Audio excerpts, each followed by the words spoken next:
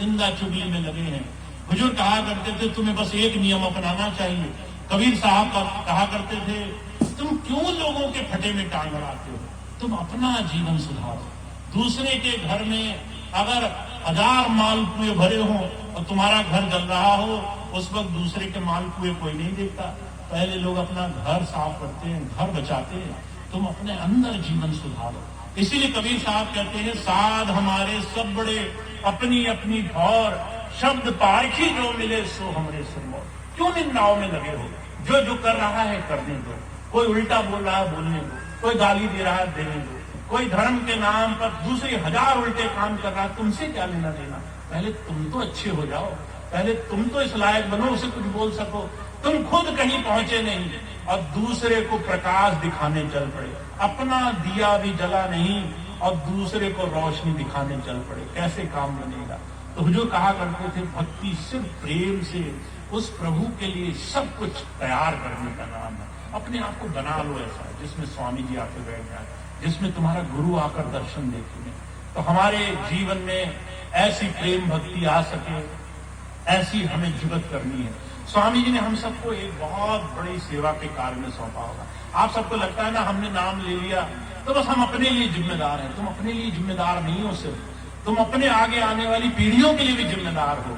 अगर तुम घर में बैठे होगे नामदानी बन के और तुम्हारा बच्चा रोज तुम्हें देख रहा होगा और रोज देखते देखते देखेगा हमारी माता पिता भजन तो करते नहीं, सेवा तो करते नहीं, सत्संग तो करते नहीं, खाने पीने पे लड़ जाते हैं, छोटी छोटी बातों पे एक दूसरे को गाली गलौच हो जाता है, जरा जरा सी बात पे एक दूसरे को मार पीट देते हैं, खूब हंगामा मचा रहता है। वो छोटा बच्चा देख रहा है तुम्हें निरंतर, वो क्या बनेगा।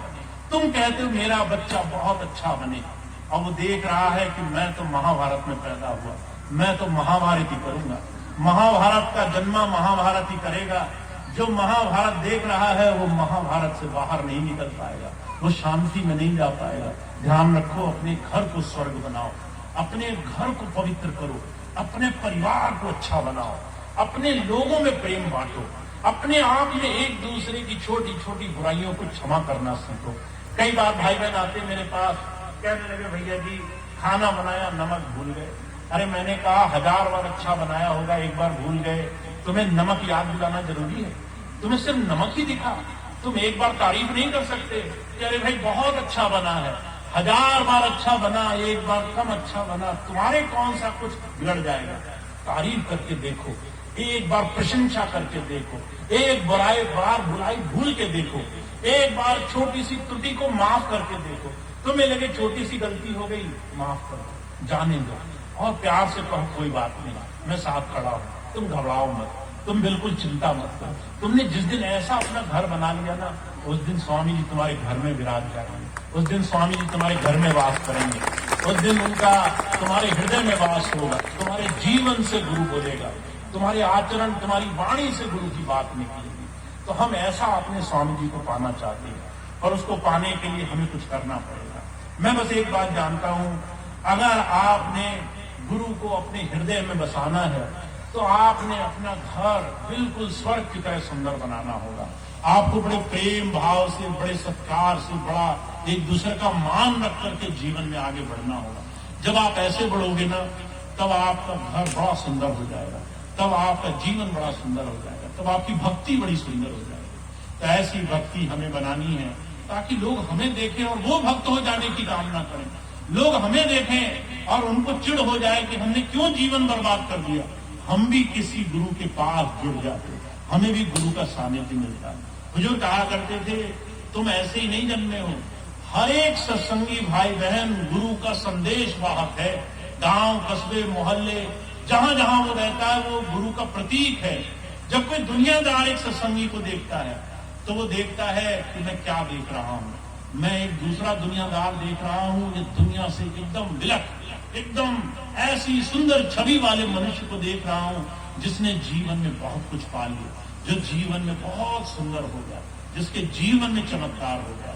तो आपके जीवन को देखकर कोई सत्संगी बनेगा, आपके जीवन को देख करके कोई सत्संग में आएगा, आपको देखकर कोई आपके गुरु की वाहवाही करेगा, आपके साथ आपका आचरण देख करके कोई आपके गुरु से नाम लेना चाहेगा। आपके अलावा कोई गुरु से नाम से कोई जोड़ नहीं सकता है। तो आप सब लोग जो समाज में घर परिवार मोहल्लों में रहते हो ना, आप गुरु का जीता जागता उदाहरण हो। अगर चमक के साथ ज्योति के साथ फैलोगे तो संसार तुमसे उजाला पा लेगा, और अगर तुम्हारा दीपक बुझा होगा तो संसार फिर जो है तुम में ज्योति नहीं ढूंढेगा, फिर तुम्हारे गुरु तक नहीं आएगा, फिर तुम्हारे गुरु का नाम कभी सम्मान से नहीं देगा, फिर तभी तुम्हारे गुरु को प्रेम से नहीं याद करेगा, क्योंकि वो तुम्हें वैसे नहीं देख पा रहा है। तो एक बात ध्यान रखना, तुम ऐसे ही संसार में नहीं जी रहे हो। जहां रह रहे हो वहां गुरु की ज्योति बनकर चमको, जहां रह रहे हो वहां गुरु का नाम चमकाओ, अपना आचरण अपना आदर्श प्रस्तुत करो, ऐसे बन जाओ कि लोग तुम्हें देखें और तुम जैसा होने की इच्छा करें। लोग मनी मन तड़पे, हम ऐसे क्यों नहीं बन पाए, हमारा घर ऐसे क्यों नहीं बन पाया, हमारे लोग हमारे परिवार के लोग इसके परिवार जैसे क्यों नहीं बन पाए। ऐसी लोगों के अंदर करुण भावना पैदा होगा। तो आप जब बनोगे तभी गुरु बनेगा, तभी गुरु की बात संसार में लोग जान पाएंगे। तो आप सब लोग के सामने बहुत बड़ी चुनौती